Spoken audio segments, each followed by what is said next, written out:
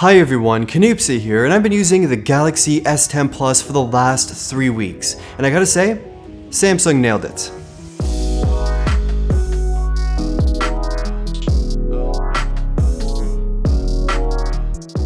Now I want to actually take some time before reviewing this phone so I could really experience the usability of this device on a daily basis, as well as wait for some of those bigger software updates to come available. And I think waiting was well worth it, because some of the issues have definitely been fixed with the software.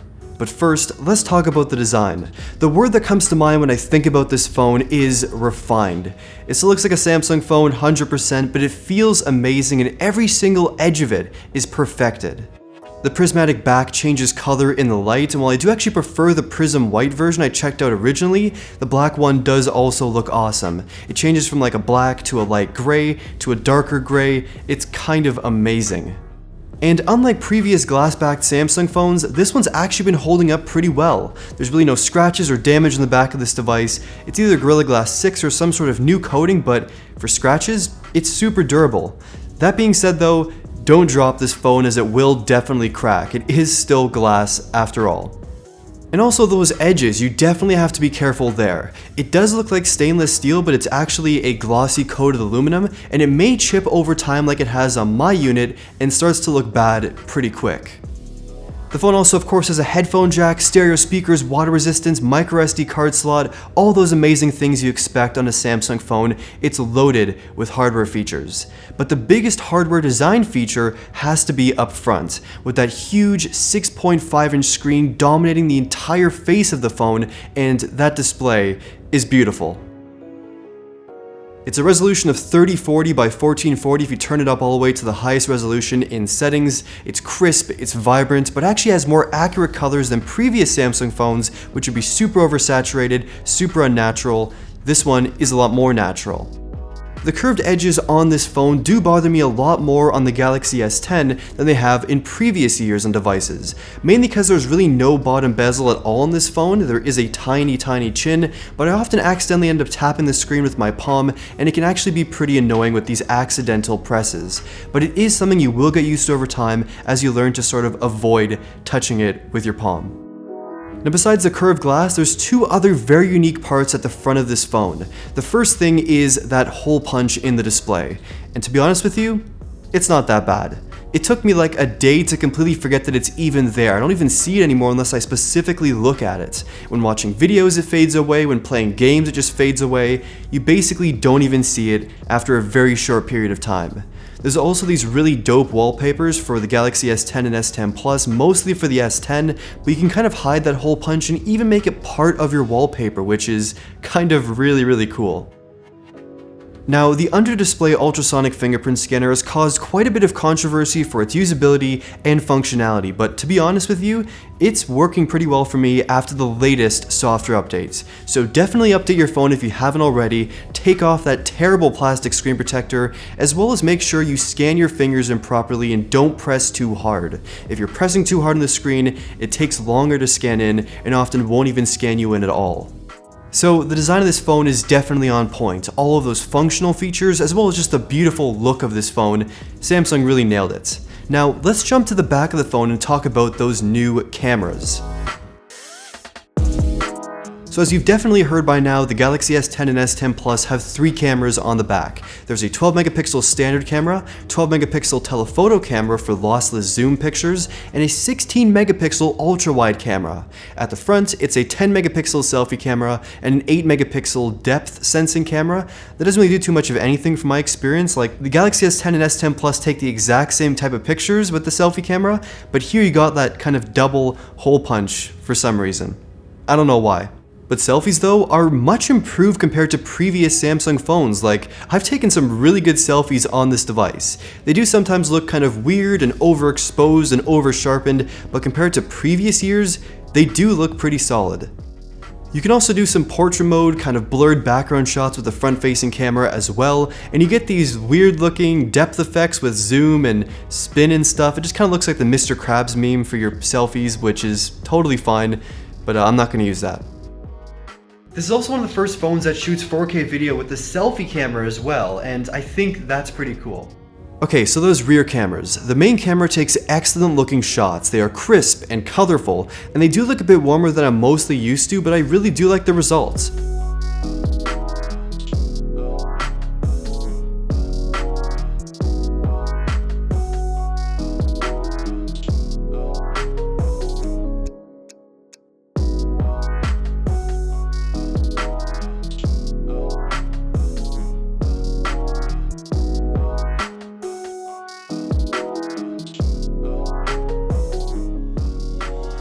You can also take those live focus pictures here as well for objects and for people, and it uses this main camera so you get wide angle kind of portrait mode bokeh depth of field shots. Results are mostly alright. The telephoto camera is also good for those zoomed in shots, but I actually rarely find myself ever really using it. I use it here and there for pictures of buildings and things far away, but besides that, it's never really used.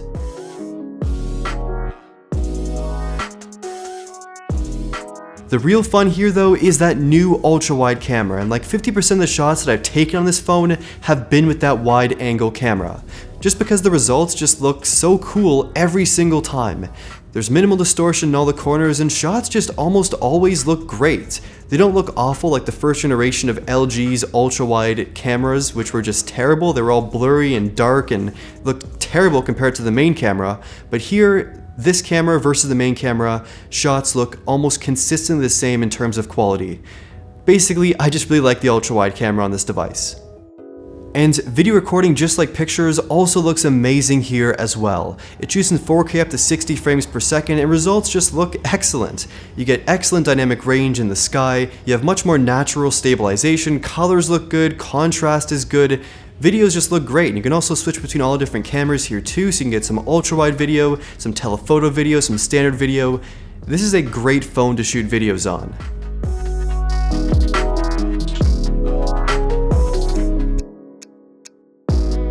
There's also a super steady stabilization mode for video that shoots only with the main camera in 1080p, but it gives these killer smooth video shots great for sports, movement, or time lapses.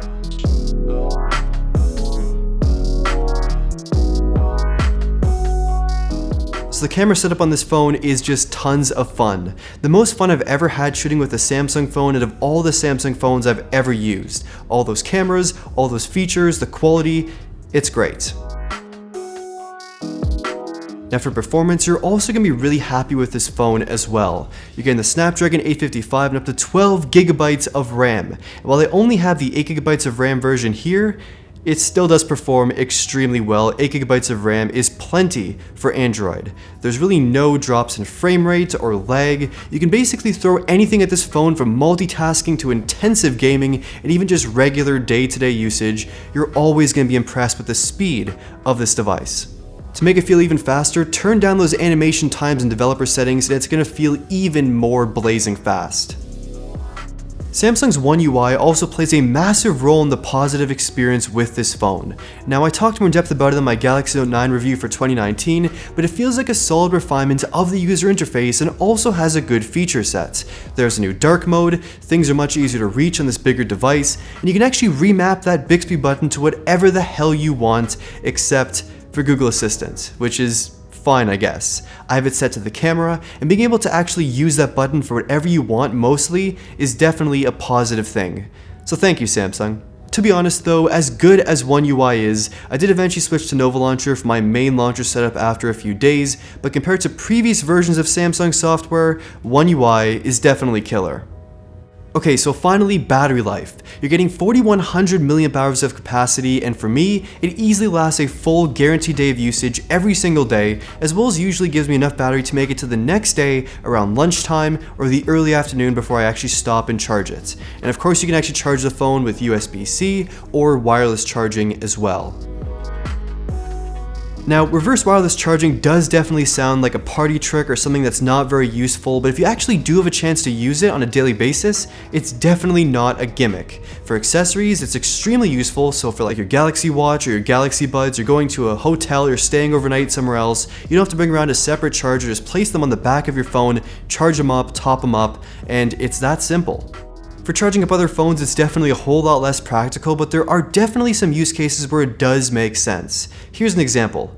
Let's say you and a friend are actually going to a concert. It's, let's say, Travis Scott, for instance, and you film a whole bunch of videos, take a whole bunch of pictures, and after the concert, you gotta call an Uber to get home.